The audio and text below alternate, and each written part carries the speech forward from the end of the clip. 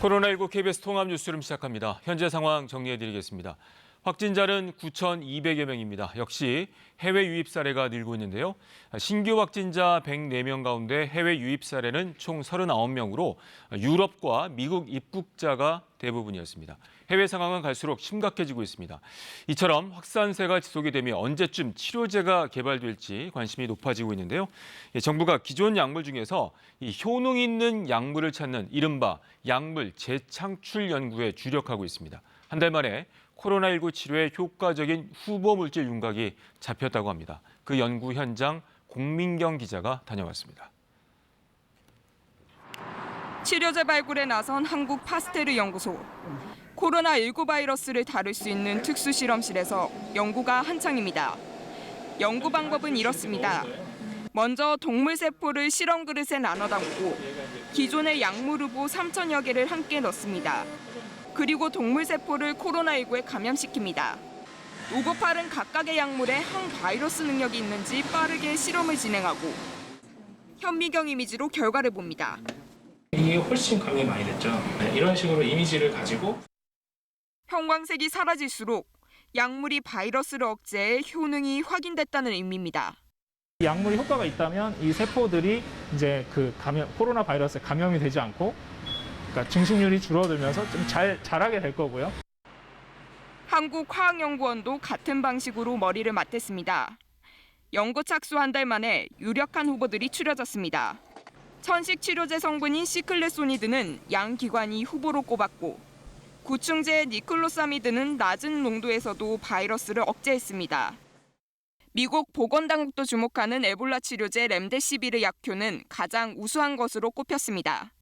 말라리아 치료제 클로로킨 효과도 이번 연구에서 재확인됐습니다. 효과는 확인됐더라도 안전성 검증은 필수입니다. 임상시험을 통해 실제 인체에도 효과가 있는지 살펴봐야 합니다. 임상시험 매우 중요합니다. 임상시험을 통해서 어떤 특정한 의약품이 안전하고 효과적인지 밝혀야 하는 것이고 동물 실험이나 임상시험 같은 추가 검증에는 시간이 걸려 발굴된 후보 약물이 언제 처방될지는 아직 예측하기 어렵습니다. KBS 뉴스 공민경입니다. 의심 증상이 있는데도 제주를 관광한 뒤 확진 판정을 받은 유학생 모녀에 대해서 제주도가 손해배상 소송을 제기하기로 했습니다. 이 소송 금액만 1억 원을 넘을 것이라고 제주도가 밝혔는데요. 이 소식은 허지영 기자가 보도합니다. 지난 20일 미국에서 돌아온 유학생이 어머니 등 3명과 제주를 찾았습니다. 지난 15일 입국해 정부의 자가격리 권고 대상이었습니다. 이 유학생은 서울로 돌아간 이튿날인 어제 같이 동행했던 어머니는 오늘 코로나19 확진 판정을 받았습니다. 제주에 온 당일부터 근육통과 인후통 등 의심 증세를 보였지만 4박 5일 동안 20여 곳을 돌아다녔습니다. 특히 테마파크와 우도로 가는 배편 등 다중 이용시설을 이용한 것으로 확인돼 2차 감염 우려가 커지고 있습니다. 현재 확인된 접촉자가 47명, 앞으로 더 나올 가능성이 있습니다. 급기야 제주도가 이 미국 유학생 확진자 모녀를 상대로 손해배상 소송을 청구하기로 했습니다. 제주에 들어온 당일부터 의심 증상을 보였고 서울로 돌아가기 전날엔 숙소 근처 병원과 약국을 찾았는데도 여행을 강행했다는 이유에서입니다. 방역 지침을 지키지 않는 이러한 입국객에 대해서는 최대한 철저히 조사한 뒤에 법적 책임을 물을 수 있는 여지를 끝까지 추적하고 제주도는 손해배상액을 1억 원 넘게 보고 있으며 방역 조치를 한 제주도와 영업장 폐쇄 피해업소, 이들 모녀와의 접촉으로 자가격리 조치된 도민들이 원고가 될 것이라고 밝혔습니다. 제주도는 또 이들 모녀에게 형사 책임을 물을 수 있는지도 검토하고 있습니다. KBS 뉴스 허지영입니다. 앞서 전해드린 것처럼 해외 유입 사례가 크게 늘면서 공항의 방역 업무도 가중되고 있는데요. 인천공항엔 진단 검사 시간을 단축하고 이 교차 감염 위험을 크게 줄인 개방형 선별 진료소가 마련됐습니다. 또 자가격리를 위반한 외국인은 즉시 강제 출국 조치됩니다. 보도에 김범주 기자입니다. 공항 출입문이 열리고 외국인들이 차례로 나옵니다. 영국 런던에서 도착한 외국인들입니다. 문진표 작성을 마쳤고 의심 증상은 없지만 유럽발 입국자들은 모두 진단검사를 받아야 합니다. 이들을 위한 개방형 선별진료소가 새로 마련됐습니다. 그동안 무증상 외국인은 임시생활시설로 옮긴 뒤 검체를 채취했습니다. 그러다 보니 검사 시간이 오래 걸렸습니다. 이제부턴 한 사람당 5분이면 검체 채취가 끝납니다. 인천공항의 특성상 바람이 많이 불고 개방된 곳이라 환기나 소독이 필요 없기 때문입니다. 아무래도 이제 비말이 공기 떠다니는 거니까 바이러스가 있다 하더라도 이게 바람 불면 다 날아가잖아요. 안에 있으면 환기가 제대로 안 되면 잔류할 수가 있어서. 검사 대상자들의 반응도 좋습니다. 외국인과 전 동반 입국을 하다 보니까 이제 미국에서는 검사도 지금 받기 힘든데 여기서는 국민의 안전을 위해서 검사를 받고 굉장히 시스템화로 줄도 사실 오래 기다리지 않았어요, 저희가. 유럽발 입국자들은 이 진단검사에서 음성을 받더라도 장기 체류자라면 반드시 14일간 자가격리를 해야 합니다. 최근 무증상 감염이 잇따르고 있기 때문입니다. 내일부터 미국발 입국자도 전원 자가격리를 해야 하는 등 자가격리 대상자가 많아지자 방역당국은 관리를 강화하기로 했습니다. 무단 이탈의 경우 무관용 원칙에 따라 조치를 할 것입니다. 외국인의 경우 이제 무단 이탈하면 강제 출국 조치를 하고 내국인의 경우는 생활지원비가 지급되지 않습니다. 또 무단 이탈자에 대해선 경찰이 긴급 출동하고 주민들이 제보할 수 있도록 자가격리자 신고센터도 운영합니다. KBS 뉴스 김범주입니다. 코로나19 여파에 따른 경제 관련 소식 전해드립니다. 한국은행이 다음 주부터 석 달 동안 금융기관 채권을 무제한으로 사들여서 시장에 돈을 풀기로 했습니다. 금융시장에 돈이 돌지 않는 유동성 불안을 해소하기 위해서인데요. 이렇게 한국은행이 무제한의 사실상 양적 완화 조치를 시행하는 건 사상 처음입니다. 보도에 김민철 기자입니다. 이번 조치의 핵심은 금융기관이 내놓는 환매 조건부 채권을 한국은행이 한도 없이 사들이겠다는 겁니다. 석 달간 매주 한 번 연 0.85% 금리를 상한으로 채권을 무제한 매입해 시중에 돈을 푸는 겁니다. 외환위기나 세계 금융위기 때도 없었던 조치로 사실상의 양적 완화입니다. 시장의 수요에 맞추어서 시장 수요 전액을 공급하겠다고 한 것을 이게 그러면 사실상의 양적 완화 아니냐라고 여쭤봤을 때 저희가 꼭 아니다라고 얘기할 수는 없고. 한은이 유례없는 카드를 꺼낸 건 정부가 내놓은 100조 원 이상의 민생금융기업대책 지원을 위해서입니다. 한은이 금융사들의 채권을 사서 돈을 풀면 금융사들은 그 돈을 증권과 채권 시장 안정펀드에 투입하고 그 돈은 기업과 주식시장으로까지 흘러들어갈 수 있습니다. 결국 한은이 간접적으로 기업의 자금을 지원하는 셈입니다. 금융기관들의 펌프 역할을 살려줌으로 인해서 금융기관들이 어려운 기업들이 상환하는 자금이라든지 이런 부분을 다시 융통할 수 있는 유동성을 확보했다는 측면에서 기업 여건에도 좋아질 수 있다고 볼 수 있습니다. 이를 위해 한국은행에 채권을 팔 수 있는 금융기관은 11곳 더 늘렸고 팔 수 있는 채권 범위도 확대했습니다. 금융기관들에 대해서 자본 건전성 규제를 완화해주고 대출이 부실화되더라도 이에 대한 회계 처리 기준을 유연성 있게 적용하는 것과 같은 조치를 우리도 역시 감안할 필요가 있는 것으로 보입니다. 정부는 내일 홍남기 부총리 주재로 회의를 열고 두산중공업 등 대기업에 대한 직접 자금 지원책도 논의합니다. KBS 뉴스 김민철입니다.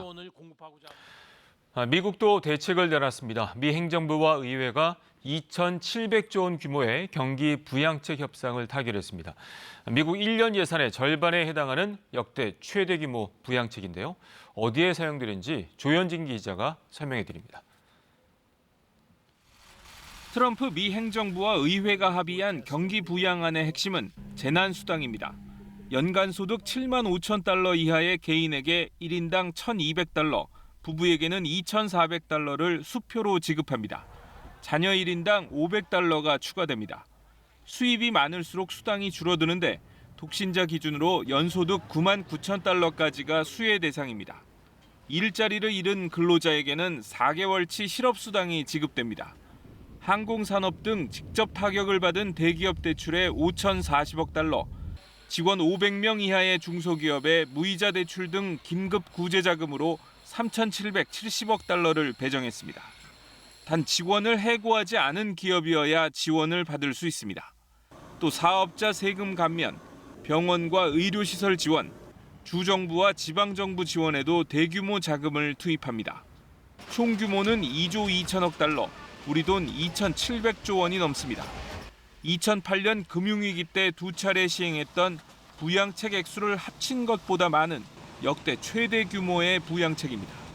Our members put forward bold plans to send cash to households, stand up historic emergency loans for Main Street, stabilize key sectors. We can now call it a bill that puts workers first, not corporations, that has a Marshall Plan for hospitals, and that has accountability, transparency, and watchdogs. 대통령 일가, 정부 강요, 의원 소유의 기업은 지원을 받지 못하도록 했습니다. 또 정부가 임의로 특정 기업을 지원하지 못하도록 독립된 위원회가 감독하도록 했습니다. 미 상원을 만장일치로 통과한 경기 부양 법안은 하원 표결을 거친 후 트럼프 대통령이 서명하면 곧바로 시행될 예정입니다. KBS 뉴스 조현진입니다. 코로나19 사태로 미국에서 실업 대란이 현실화됐습니다. 미 노동부는 이번 달 셋째 주 실업수당 신청 건수는 328만 3천 건으로 둘째 주 28만여 건과 비교해 12배 가까이 늘었다고 밝혔습니다. 이는 코로나19 사태로 300만 명이 추가로 일자리를 잃었다는 의미로 해석됩니다. 실업수당 신청이 급증한 것은 미국의 각 주가 자택 대피령을 내려 필수적이지 않은 업종의 영업을 사실상 중단시킨 데 따른 결과로 분석됩니다. 코로나19 감염이 폭발적으로 증가할 것이란 경고음이 나오는 일본의 도쿄는 양극단의 모습을 보여주고 있습니다. 시민들은 쌀과 물 같은 생필품을 앞다퉈 사재기하는 모습을 보이는데요. 또 한편에서는 이 꽃놀이를 즐기는 상춘객들도 있었습니다. 이런 일본의 두 얼굴, 황현택 특파원이 현장 취재했습니다. 저는 도쿄 도심 요요기 공원에 나와 있습니다. 점심이 좀 지난 시각인데요. 보시다시피 벚꽃이 주변에 활짝 피어 있습니다. 제 왼쪽에 간판이 하나 서 있습니다. 코로나19 감염 확대를 막기 위해서 음식물 섭취를 좀 자제해달라, 이런 내용입니다. 하지만 제 뒤편을 보시면요, 많은 사람들이 돗자리를 깔아놓고 음식물을 먹는 모습을 볼 수 있습니다. 심지어 상당수는 마스크도 하지 않고 있는데요. 제가 시민들을 직접 만나보겠습니다. そんなに早く広がったりとか増えたりしないからまだそこまで家を出ない方がいいとかっていう緊張感は私たちそこまでないです。まだ若者とかはかかっても症状が軽いから手洗いとかで予防するんです。 이번엔 도쿄의 한 슈퍼마켓. 진열대가 줄줄이 텅 비었습니다. 쌀이건 물이건 진열하자마자 순식간에 팔려나갑니다. 도쿄도가 당분간 외출 자제를 요청하고 최악의 경우 도시 자체가 봉쇄될 걸 우려한 시민들이 급히 물건 구입에 나서는 겁니다. 本当に出てもいけませんみたいになっちゃった時にうちで何も食べるものないとかだと困るので週末ね協力してくれっていうことだったんで、最低限1日2食ぐらい食べられる. 도쿄에선 47명이 추가로 확진 판정을 받아 나흘 연속 최고치를 경신했습니다. 일본 전체적으로는 하루 확진자가 처음 세 자릿수가 됐습니다. 고이케 지사는 사이타마 등 도쿄를 둘러싼 4개 연에도 외출 자제를 동시에 실시하자고 촉구했습니다. 일본 정부는 코로나19 대책 본부를 설치해 개인의 권리를 제약할 수 있는 긴급사태 선언 수순을 밟기 시작했습니다. 도쿄에서 KBS 뉴스 황현택입니다. 코로나19 여파로 총선 재외국민 선거도 차질을 빚고 있습니다. 선거관리위원회가 최종 방침을 발표했는데 17개 국가 23개 재외 공간에 대한 선거 사무를 중지하겠다고 밝혔습니다. 자세한 내용 강나루 기자가 보도합니다. 2주 전 4월 1일부터 시작되는 재외투표를 어떻게 할지 묻는 질문에 선관위 이렇게 답했습니다. 만약에 공간에서 투표를 못하게 하는 그런 것까지는 저희들이 생각을 못 해봤고요. 재외선거 투표소 위치 등을 오늘까지 공고해야 되는데 선관위가 결국 일부 선거 사무 중지를 결정했습니다. 전 세계 우리 공간은 176곳, 이 중 모두 23곳에서 재외선거를 치르지 않기로 했습니다. 앞서 선거 사무가 중지된 중국 우한 외에 외교부가 사무 중지를 요청한 유럽과 중남미, 동남아, 아프리카 등 23개 공간이 추가됐습니다. 특히 이탈리아와 스페인, 독일 등 주요 유럽 국가 공간이 주 대상이 됐고 당초 중지 지역으로 언급됐던 미국 동부 지역 공간은 빠졌습니다. 선관위는 비교적 코로나 확산세가 덜한 52개 공간에선 투표 기간을 단축하기로 했습니다. 선관위는 미국 동부 지역을 포함해서 상황이 악화될 경우 재선거 사무중지 공간은 더 늘어날 수 있다고 설명했습니다.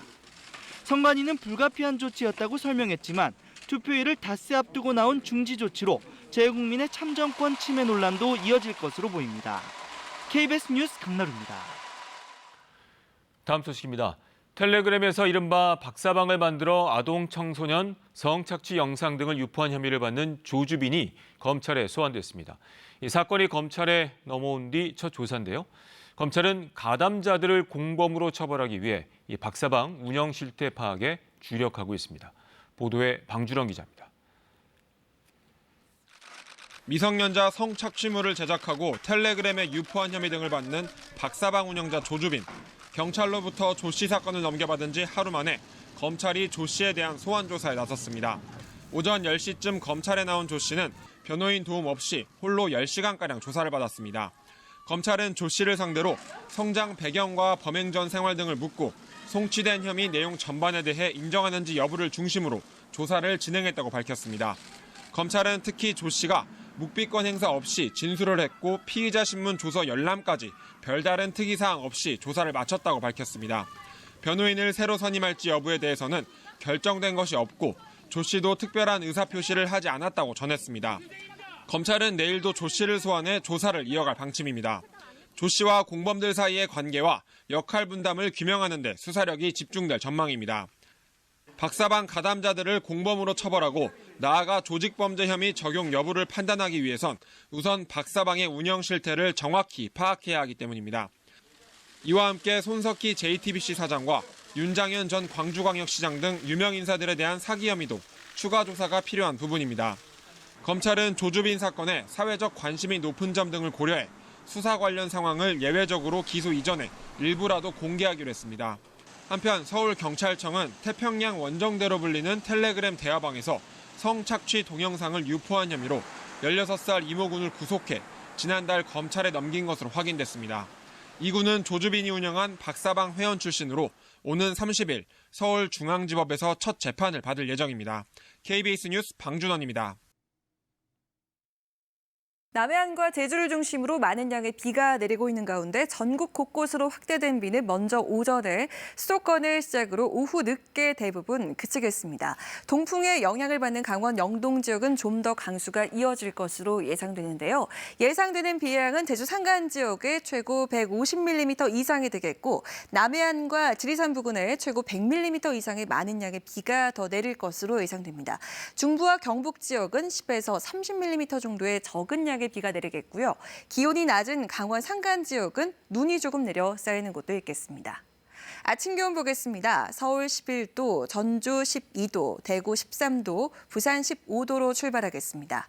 낮 기온은 북서풍이 불면서 큰 폭으로 낮아지는 곳이 많겠는데요. 강릉 12도, 서울 16도, 전주 17도, 목포 10도가 되겠습니다.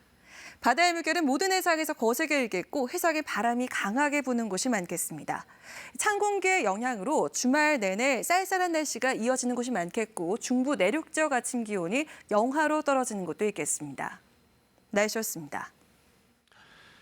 편안한 밤 되십시오. 코로나19 KBS 통합 뉴스를 마칩니다. 고맙습니다.